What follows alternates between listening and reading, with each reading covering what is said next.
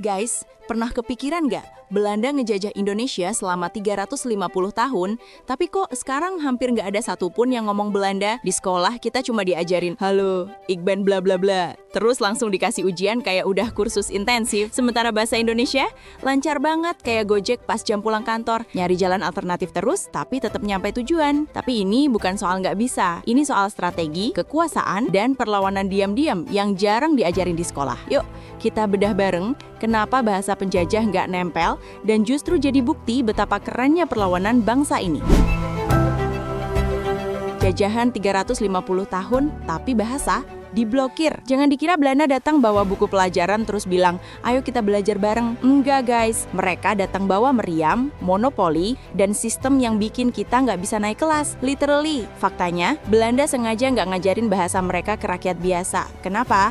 Karena takut kalau kita ngerti hukum, ngerti ekonomi, ngerti kalau kita lagi dijajah. Kalau kita melek, kita bisa melawan. Jadi, pendidikan hanya buat segelintir elit, priai, bangsawan, atau yang mau jadi pegawai kolonial. Dari puluhan juta rakyat, kurang dari 2% yang bisa baca tulis Belanda. Artinya, bahasa jadi alat eksklusi, bukan alat edukasi. Bahasa Indonesia, senjata rahasia yang diciptain bareng. Bayangin, kamu dari Aceh, kamu dari Papua, kamu dari Jawa. Beda suku, beda agama, tapi punya satu musuh yang sama, penjajah. Dan di tahun 1928, para pemuda dari seluruh Nusantara berkumpul. Nggak buat ngegame atau nge-live TikTok, tapi buat ikrar sesuatu yang revolusioner. Kami, putra dan putri Indonesia, mengaku berbangsa satu, tanah air satu, dan berbahasa satu, bahasa Indonesia. Ini bukan sekedar janji, ini strategi perang budaya. Bahasa Indonesia jadi alat buat nyatuin suara, sebar ide kemerdekaan, dan bangun kesadaran nasional tanpa perlu pakai bahasa si penjajah. Setelah merdeka, Belanda langsung kita unfollow. Pas 1945,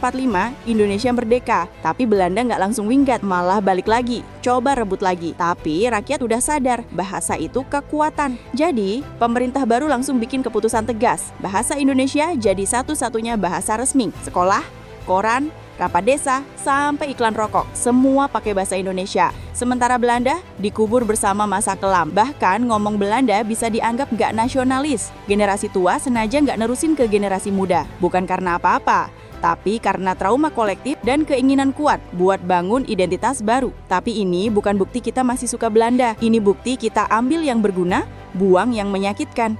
Itu namanya dekolonisasi cerdas. Kenapa sekarang nggak dipelajari? Ini bukan soal malas. Banyak yang bilang, masa kini, kenapa nggak belajar Belanda aja? Kan keren. Tapi coba mikir, bahasa Inggris jauh lebih global untuk kerja, kuliah, atau nge-streaming. Belanda sendiri nggak ngotot. Mereka malah lebih suka kita pakai Inggris. Sejarah itu berat. Belajar bahasa penjajah itu kayak belajar bahasa mantan toksik. Bisa, tapi buat apa? Dan yang paling penting, kita sudah punya bahasa persatuan yang kuat, hidup, dan terus berkembang. Dari gue banget sampai geming, bahasa Indonesia hidup bareng zaman, nggak kaku kayak museum. Bahkan, tapi kita malah ciptain suara baru yang nyatuin suku, agama, pulau, dan mimpi. Bahasa Indonesia itu bukti perlawanan yang nggak perlu tembak-tembakan. Cukup lewat puisi, lagu, debat di warung topi, atau caption di Instagram. Dan itu yang bikin kita beda dari negara jajahan lain yang sampai sekarang masih tergantung bahasa penjajah. Kita merdeka. Kalau kamu baru sadar sejarah itu nggak membosankan, like video ini. Supaya tidak ketinggalan fakta wah lainnya, jangan lupa subscribe. See you!